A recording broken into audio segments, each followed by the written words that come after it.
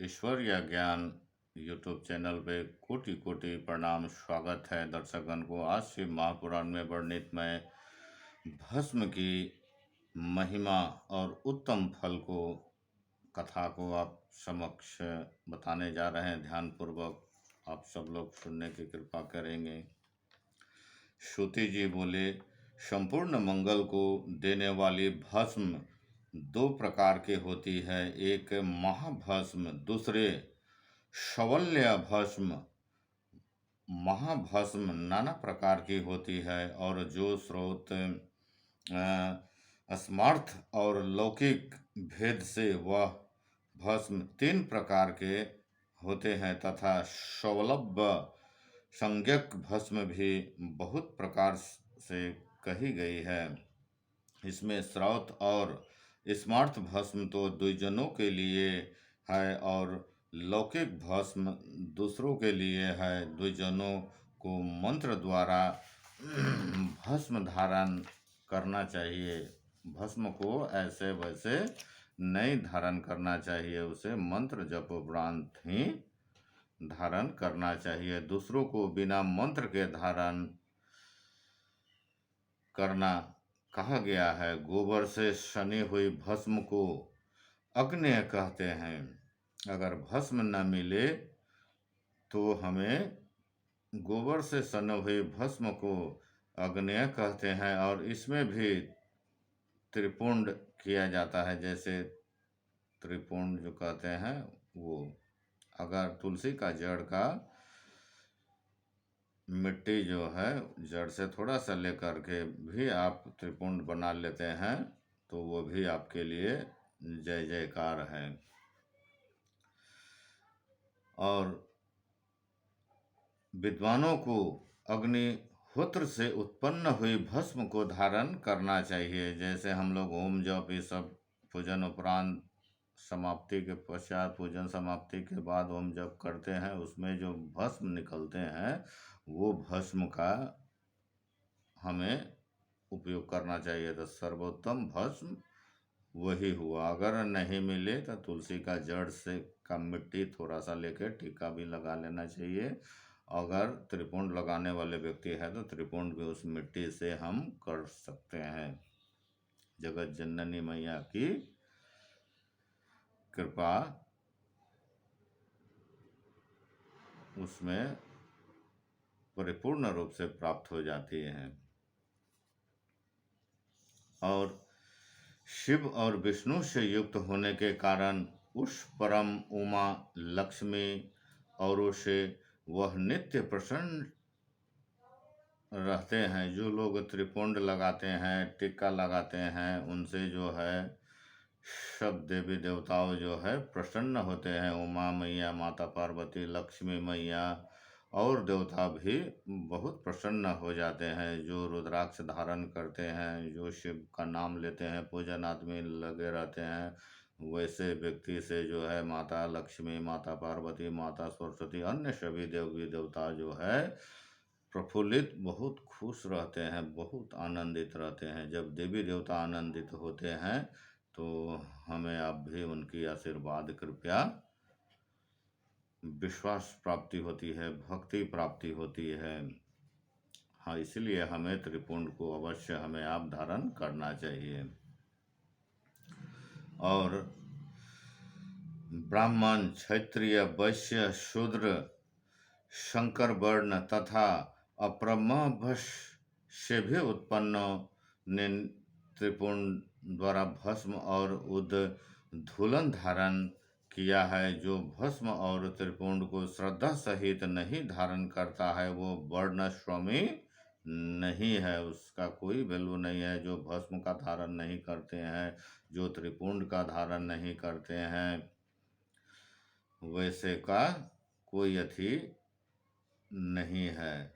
उसको 100 करोड़ कल्प में भी शिव ज्ञान की प्राप्ति कभी भी नहीं होगा। ऐसे देवी देवता ईश्वर कह रहे हैं। वे महापातकों से युक्त होते हैं। वैसे व्यक्ति जो शिव गुरु का नाम नहीं लेते हैं, न त्रिपुंड धारण करते हैं, न रुद्राक्ष धारण करते हैं, न तुलसी धारण करते हैं, न देवी देवता को पूजन आदि करते हैं, तो वो उसको क्या कहे हैं, महापातकों से युक्त होते हैं। उस पाप से वो भरा पड़ा वैसे व्यक्ति रहता है।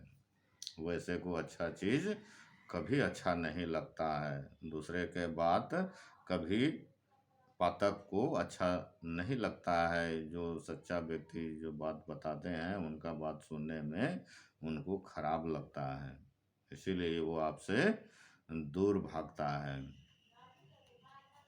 और शिव की कृपा से वो जो है डर से भागा हुआ रहता है, दूर रहता है।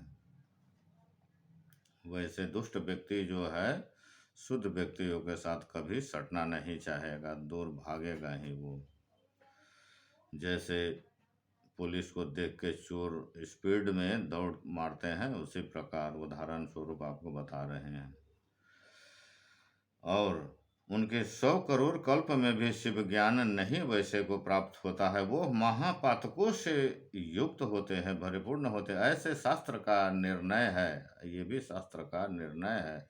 उनका किया हुआ सारा कर्म विपरीत फलदायक होता है। उसका कोई भी कर्म वैसे व्यक्ति जो करता है उसका कर्म में सफलता प्राप्ति कभी भी नहीं होता है। उसका कार्य में, उसका जो भी शुभ कार्यों में विघ्न बाधा उत्पन्न होना आवश्यक है, अगर होगा होता है। जो प्राणी पापी है उनके भस्म और त्रिपुंड में द्वेष होता है, परंतु जो आत्मा ज्ञानी पुरुष है वो शिवग्नि से आयुष्यत मंत्र द्वारा भस्म लेकर लगाता है, और वह भस्म के स्पर्श मात्र से ही सारे पाप से मुक्त हो जाता है। अगर धारण नहीं करते हैं और दर्शन मात्र ही आपसे अगर हो रहा है तो आप सभी पापों से मुक्त हो जाते हैं, 7 समंदर आप पार कर जाते हैं।